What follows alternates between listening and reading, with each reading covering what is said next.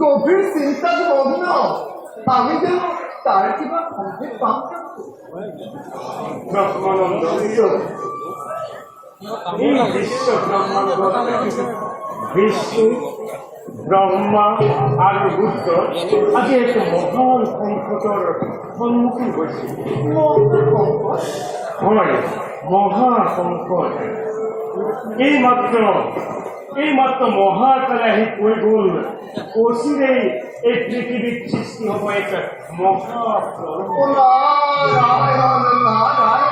এই মহাপ্ৰলয়ৰ ফলত সাগৰ পৃষ্ঠৰ পানীয়ে সমস্ত পৃথিৱী ডুবাই পেলাব। তাৰ ওপৰত কেৱল অসুৰ আৰু দৈত্যবিলাকে মূৰ কৰি এই সকলোবোৰ সংসাৰ কৰিবলৈ ৰুদ্ৰনো কিমান সময় প্ৰয়োজন হ'ব? অৱশ্যে দমন আৰু শান্ত পালন কৰিব। ব্ৰহ্মনন্দন,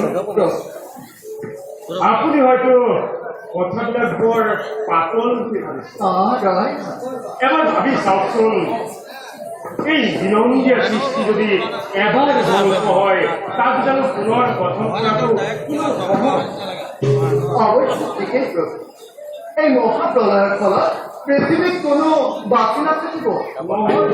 নহয় এই মহাপ্ৰলয়ৰ ফলত জম্মুদ্বীপৰ ৰাজা সত্যৱতী নাৰায়ণ নাৰায়ণ জম্বুদ্বীপৰ ৰজা সত্যব্ৰত।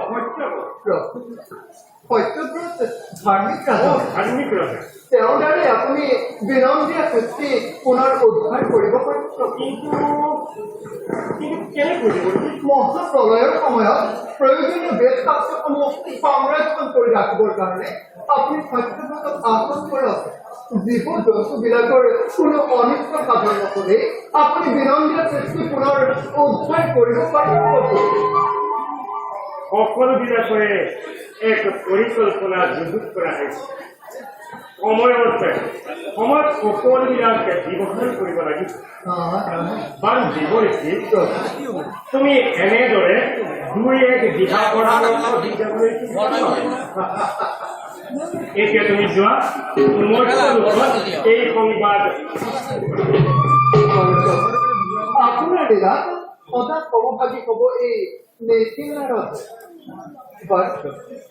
পুনঃসভয় তদস্মরণ করিতে রই এবং ওই মাঝে সুবিধা ঈশ্বর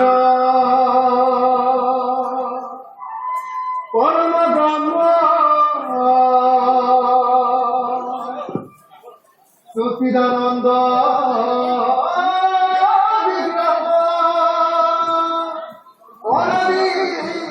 গোবিন্দ সর্বকারণ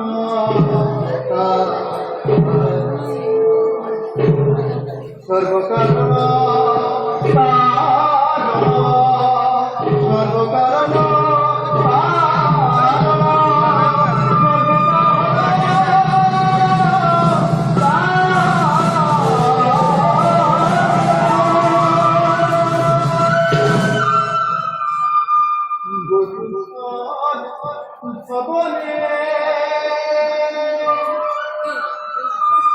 দেখিল নয়নে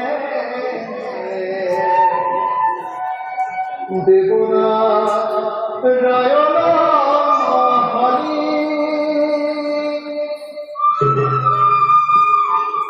এ প্রভুরাতন